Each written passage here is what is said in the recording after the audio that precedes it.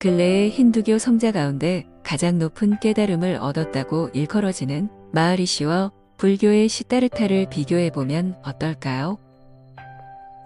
전자는 힌두교 수행으로, 후자는 불교 수행으로 각각 깨달음을 얻었다고 알려져 있습니다. 그렇다면 누가 더 높은 깨달음을 얻은 걸까요? 만일 둘의 경지가 같다면 힌두교와 불교는 조금도 다르지 않을 것입니다. 불제자들은 과거불 못지않게 현세불인 마하리시를 스승으로 떠받들고 그의 가르침을 뼈에 새겨야 할 것입니다. 그렇기에 불제자 입장에선 깨달음에 차이가 있다는 쪽으로 답해야 하는데, 그렇다면 도대체 무엇이 어떻게 다를까요? 마하리시를 비롯해서 수많은 힌두교의 영적 지도자들의 가르침은 놀랍도록 분명하고 간결하고 정확하여 감탄을 금하기 어렵습니다. 그들의 수많은 가르침 중에 깨달음에 관한 대목만 추려보면 대략 다음과 같습니다. 참된 깨달음이란 나라는 자성이 없어 무아이지만 그렇다고 나가 없는 것이 아니다. 이것은 나의 본성이 있어 진아이지만 그렇다고 나가 있는 것이 아니다. 이것은 나와 너가 불이이지만 그렇다고 그 둘이 같은 것이 아니다. 이것은 일체에 머무름이 없지만 그렇다고 머무름이 없는 것이 아니다. 이것은 당신이 알고 있는 모든 법과 리가 통하면서도 일체 성립하지 않는다. 이것이 바로 참된 자아, 즉 본성의 경지이다. 이상은 힌두교의 깨달음에 대한 정리입니다. 그렇다면 이것과 붓다의 깨달음이라는 무상정등각과 무엇이 다른가요? 당신은 그 답을 찾을 수 있나요? 힌두교의 깨달음과 불교의 깨달음의 차이, 여기에 경천동지할 성불의 열쇠가 숨어 있습니다. 그래서 묻 화두의 백미라 할 만합니다. 꿈속의 비유를 들어보겠습니다. 당신이 귀신에게 쫓기는 꿈을 꾸고 있다고 가정합시다. 심한 공포심에 의해 괴로운 상태입니다. 그러다가 어느 순간 꿈이 사라졌습니다. 꿈이 없는 상태가 얼마 동안 지속되다가 다시 귀신의 꿈이 이어집니다. 이때 당신이 꿈이 없는 상태를 떠올려 귀신의 꿈을 희석시키면 공포심이 잦아들면서 어느 정도 마음의 평정을 찾게 됩니다.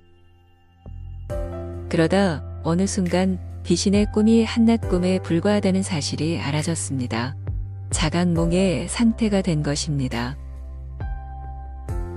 이렇게 되면 꿈에 대한 집착이 거의 사라질 수밖에 없습니다.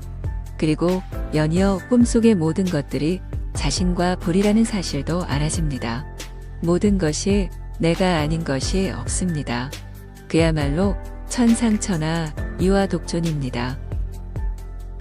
이렇게 되니 어떤 꿈에도 매여 있지 않고 그렇다고 꿈에서 벗어났다는 사실에도 머무르는 바가 없습니다. 당신은 꿈이 없는 상태를 떠올리면서 무아를 보았고 꿈이라는 사실을 알면서 진아를 찾았습니다. 그리고 꿈이 곧 나라는 사실을 알면서 불의의 절대가 되었고 꿈과 꿈이 아닌 것에 머무름이 없게 되면서 해탈을 이루었습니다. 당신은 정녕 깨달은 것인가요?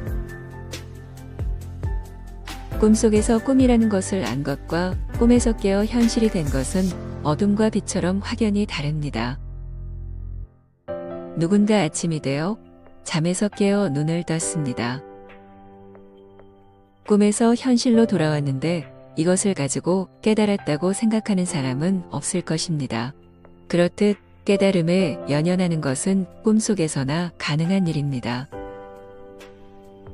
이런 이유로 꿈속에서 깨달으면 성인이나 붓다가 되어 거룩하게 빛나지만 꿈에서 실제로 깨어 현실로 돌아오면 그냥 기지개를 켜고 하루 일과를 시작하는 평범한 사람이 됩니다. 왜냐하면 꿈에서 깨면 현실이란 것이 너무 당연해 그것에 대한 어떤 머무름도 없기 때문입니다. 이처럼 온전히 깨닫게 되면 그것이 너무 자연스러워 그 무엇보다 평범해집니다. 꿈 안의 깨달음과 꿈 밖의 깨달음. 이것이 바로 힌두교의 깨달음과 불교의 깨달음의 차이입니다. 전자는 특출나고 위대하고 거룩하지만 후자는 평범하고 무난하고 담백합니다. 세조는 무상정등각을 얻기 직전 위대함과 평범함에 대해 생각을 하였습니다. 돌이켜보면 이 생각이 그가 중생으로 있으면서 일으킨 마지막 생각인 것 같습니다. 이렇게 자신이 그동안 걸어온 수행의 발자취를 상기한 뒤 일체의 의지처를 잃고 그냥 있게 됩니다. 그리고 마침내 일찍이 없었던 대각을 이루고는 수행자로서의 독특한 모습을 잃고 보통 사람이 되었습니다. 이때부터의 세조는 어느 누구보다 평범합니다. 5명의 비구에게 자신이 경험하고 깨달은 바를 가감없이 얘기해주고 이후에 인연 닿아 찾아오는 수행자들에게 각자의 근기에 맞는 가르침을 전합니다. 그러다 제자들의 수가 늘어나자 좀 더 큰 그림을 그리게 되니 그것이 바로 불교입니다. 불교를 만들어 후대에까지 이어지도록 여러 가지 방편도 설하고 틈틈이 지역 유지나 권력자와의 친분도 다집니다. 이렇게 평범한 수행자의 모습으로 한평생 살다가 말년에 위염으로 고생 좀 하다 죽었습니다. 이랬던 세존이 죽은 다음부터 한량없이 존귀하고 거룩하고 위대한 존재로 거듭납니다. 힌두교의 브라만처럼 꿈속 이제왕으로 이미지를 탈바꿈하게 된 것입니다. 가끔씩 떠올려보지만 한편으론 재밌기도 하고 다른 한편으론 씁쓸하기도 합니다. 요컨대 불경에 나오는 깨달음이나 옛조사들로부터 내려오는 깨달음, 그런 것들은 죄다 힌두교의 깨달음으로 치장되어 있습니다. 다시 말해 꿈속의 깨달음입니다. 따라서 그런 몽중각에 미련이 있다면 나는 누구인가의 화두를 풀 수 없을 뿐더러 깨달음을 기약할 수 없습니다. 붓다의 깨달음, 무상정등각. 그건 여러분들이 생각하는 그런 깨달음의 범주를 크게 넘어서 있습니다. 문화 모름의 화두를 통해 멍 때리는 정도의 체험으로 얻을 수 있는 경지가 아닙니다. 윗바사나의 알아차림과 삼매의 멸진처, 참선의 열반과 무주의 해탈로도 범접할 수 없는 경지입니다.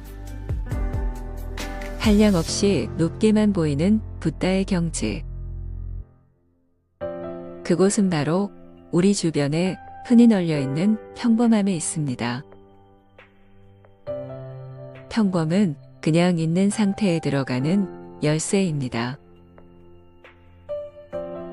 당신은 정녕 평범하신가요?